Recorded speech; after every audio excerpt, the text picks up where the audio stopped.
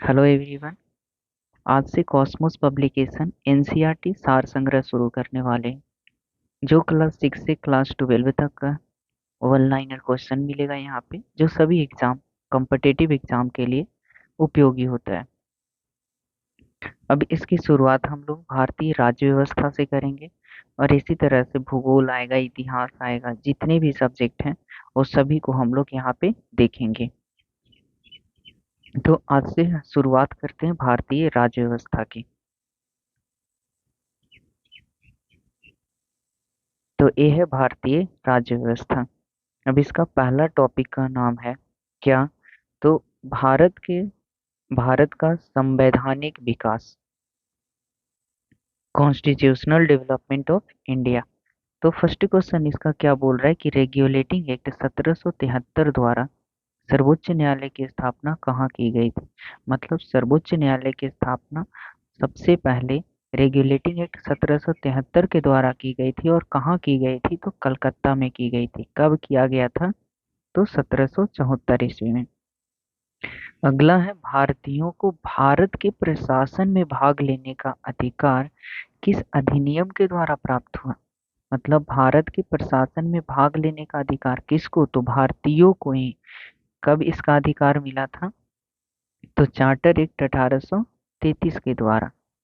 अगला क्वेश्चन है भारतीय विधान परिषद को बजट पर बहस करने का शक्ति किस अधिनियम के द्वारा प्राप्त हुई थी? मतलब भारतीय विधान परिषद किस पे बहस करने की शक्ति? तो बजट पर बहस करने की शक्ति किस अधिनियम के द्वारा प्राप्त हुई थी? तो भारत परिषद अधिनियम 1892। नेक्स्ट है केंद्रीय विधानमंडल सर्वप्रथम किस अधिनियम द्वारा द्विसदनीय बनाया गया? तो 1919 के भारत शासन अधिनियम द्वारा द्विसदनीय बनाया गया। अगला है भारत के राष्ट्रपति को अध्यादेश निर्गत करने की शक्ति किस अधिनियम से प्रेरित है? तो भारत शासन अधिनियम 1935 से। ठीक। अब आगे की ओर बढ़ते हैं। आगे क्या है? तो अगला है भारत का संवैधानिक विकास। भारत का संवैधानिक विकास को दो भागों में बांटा गया है।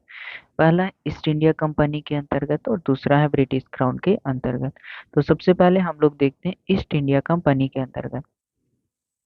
पहला जो है रेगुलेटिंग एक्ट कब आया? 1773 में। उसके बाद पिट्स इंडिया एक्ट कब? 1784 ईस्वी में।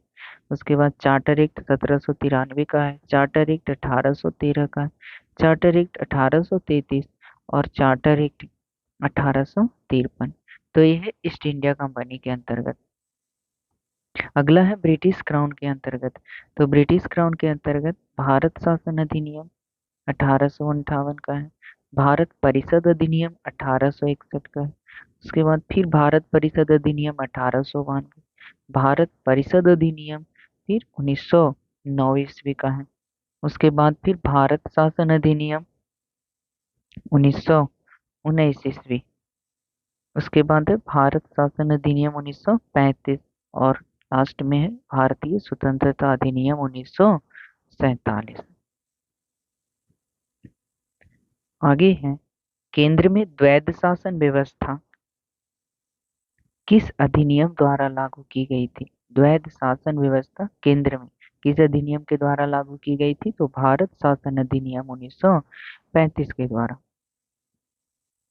नेक्स्ट, ब्रिटिश भारत में किस अधिनियम में संघीय शासन का प्रावधान था? संघीय शासन का प्रावधान। तो भारत शासन अधिनियम 1935। अब आगे की ओर चलते हैं। अब क्या बोल रहा है?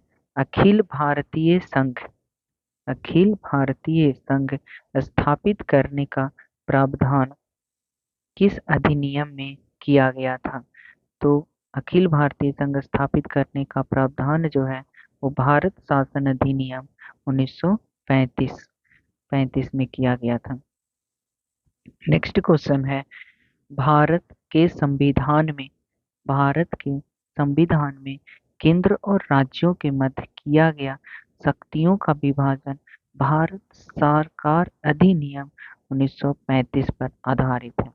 मतलब केंद्र और राज्यों के बीच में जो शक्तियों का विभाजन है वो किस अधिनियम के अंतर्गत है? तो भारत सरकार अधिनियम 1935 के अंतर्गत इसको बांटा गया है शक्ति को।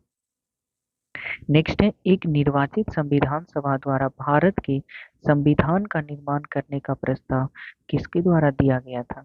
तो क्रिप्स मिशन के द्वारा। मतलब संविधान का निर्माण करने का प्रस्ताव क्रिप्स मिशन के द्वारा दिया गया था। नेक्स्ट है, भारतीय संविधान सभा का गठन किसके अंतर्गत किया गया? तो भारत के संविधान सभा का गठन कैबिनेट मिशन 1946 के अंतर्गत किया गया। अगला क्वेश्चन है, कैबिनेट मिशन द्वारा प्रस्तुत योजना के अनुसार संविधान सभा में प्रांतों से प्रतिनिधियों का निर्वाचन किस अनुपात में था? तो 10 लाख की जनसंख्या पर एक सदस्य। नेक्स्ट है,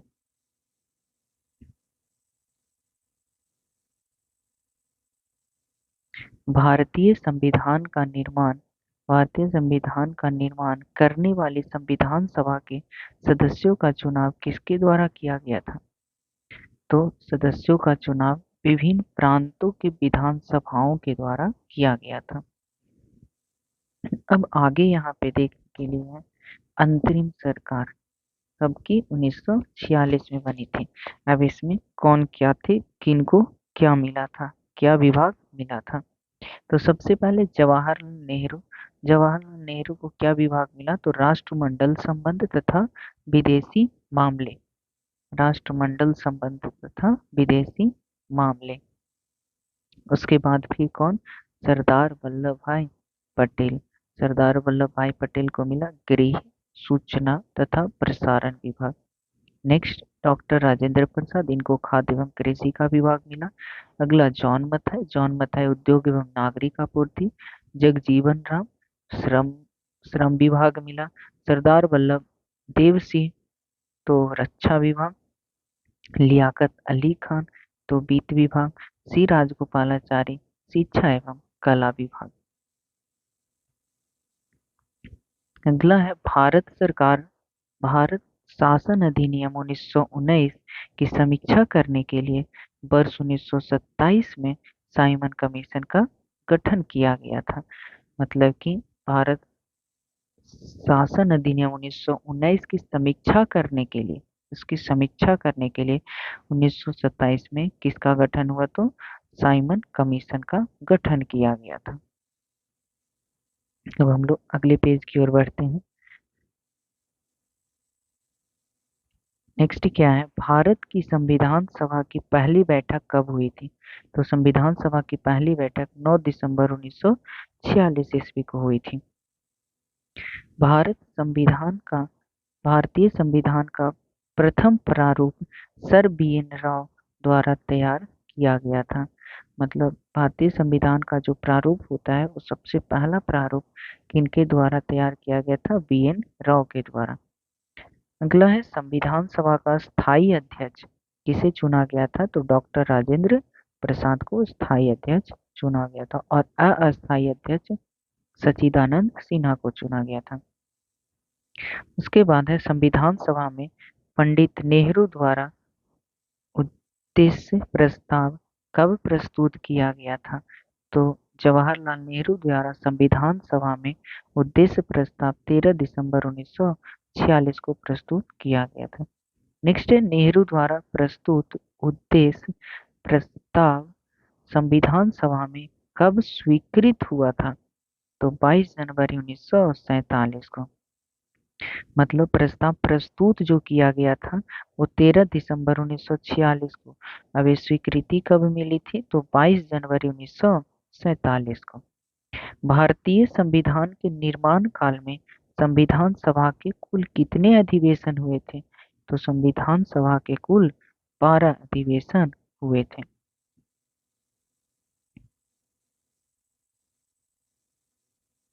अगला है, भारतीय संविधान के निर्माण में संविधान सभा को कितना समय लगा था?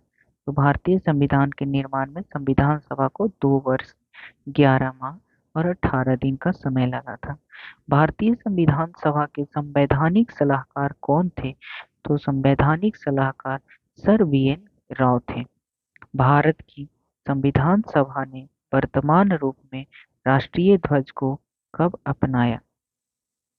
तो राष्ट्रीय ध्वज को अपनाया गया था 22 जुलाई 1947 को। नेक्स्ट है, संविधान सभा की प्रथम बैठक की अध्यक्षता डॉक्टर सच्चिदानंद सिन्हा जो अस्थायी अध्यक्ष थे, इन्हीं ने किया था।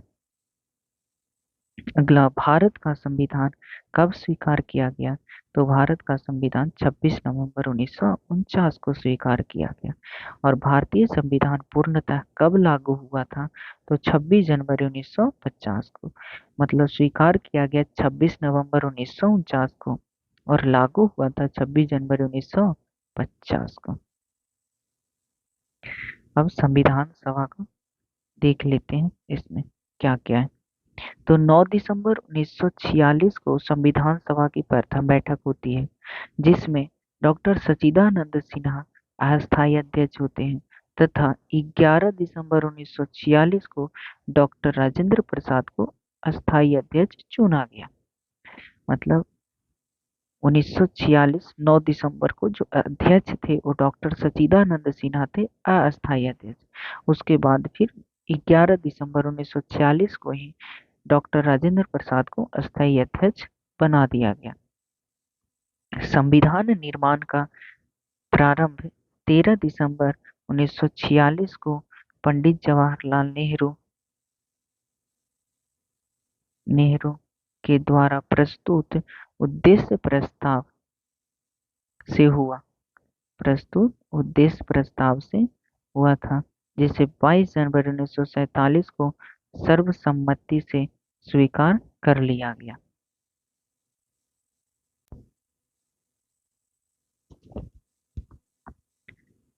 तो 22 जनवरी 1947 को सर्वसम्मति से स्वीकार कर लिया गया। आगे है 26 नवंबर 1949 को भारतीय संविधान अंगीकृत किया गया। 26 नवंबर 1949 को अंगीकृत किया गया, जबकि 26 जनवरी 1950 को इसे पूर्णतः लागू किया गया।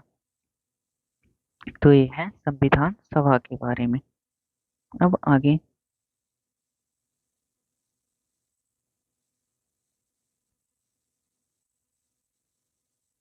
अगला बोला है 26 नवंबर 1949 को भारतीय संविधान किसके द्वारा अधिनियमित किया गया था? तो 26 नवंबर 1949 को भारतीय संविधान संविधान सभा द्वारा अधिनियमित किया गया था। जन गण मन को भारत के राष्ट्रगान के रूप में कब अपनाया गया था? तो जन गण मन को भारत के राष्ट्रगान के रूप में 24 जनवरी 1950 को अपनाया गया था। भारत सरकार द्वारा अशोक स्तंभ को राष्ट्रीय चिन्ह के रूप में कब अंगीकृत किया गया था? तो राष्ट्रीय चिन्ह अशोक स्तंभ को 26 जनवरी 1950 को अंगीकृत किया गया था। अगला है संविधान सभा की सलाहकार समिति के अध्यक्ष जो थे वो सरदार वल्लभ भाई पटेल थे। नेक्स्ट, संविधान सभा की झंडा समिति के अध्यक्ष कौन थे? तो डॉक्टर राजेंद्र प्रसाद झंडा समिति के अध्यक्ष थे।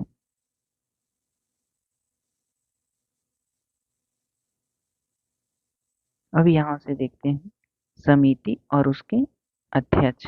तो संघ शक्ति समिति के अध्यक्ष जवाहरलाल नेहरू, संघीय संविधान समिति के अध्यक्ष भी जवाहरलाल नेहरू, प्रांतीय संविधान समिति के अध्यक्ष वल्लभ भाई पटेल, प्रारूप समिति के अध्यक्ष डॉक्टर भीमराव अंबेडकर, मौलिक अधिकारों एवं अल्पसंख्यकों संबंधी परामर्श समिति के अध्यक्ष सरदार वल्लभ भाई पटेल, प्रक्रिया नियम समिति के अध्यक्ष डॉक्टर राजेंद्र प्रसाद, राज्यों के लिए समिति तो जवाहरलाल नेहरू, संचालन समिति के अध्यक्ष डॉक्टर राजेंद्र प्रसाद थे। अगला है संविधान सभा के कार्यों से संबंधित समिति के अध्यक्ष कौन थे? तो वो थे जीवी मावलंकर।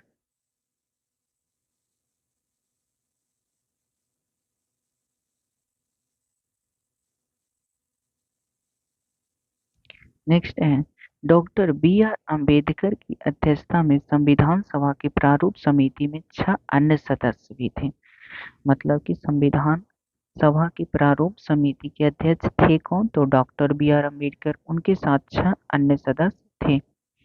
एन गोपाला स्वामी अयंगर, डॉक्टर के एम मुंशी, उसके बाद बी एम मित्रा, बाद में इनके स्थान पर एन माधवराव आए, अल्लादी कृष्णा स्वामी अय्यर, सैयद मोहम्मद सादुल्ला और डीपी खेतान, और बाद में इनके स्थान पर टीटी कृष्णमाचारी थे।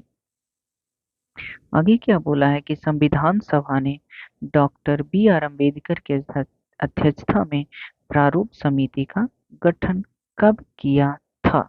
तो 29 अगस्त 1947 को। आगे है, डॉक्टर बी आर अम्बेडकर का संविधान सभा में निर्वाचन किस प्रेसिडेंसी से हुआ था? तो बी आर अम्बेडकर का संविधान सभा में निर्वाचन जो है वो बम्बई प्रेसिडेंसी से हुआ था।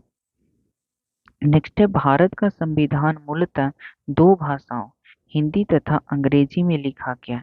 मतलब भारत का संविधान 2 भाषाओं में लिखा गया, हिंदी या अंग्रेजी।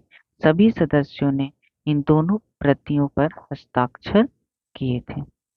तो इस तरह से हम लोग का पहला लेसन कंप्लीट होता है। अब नेक्स्ट लेसन के लिए हम लोग अगले वीडियो में देखेंगे इस नेक्स्ट लेसन को।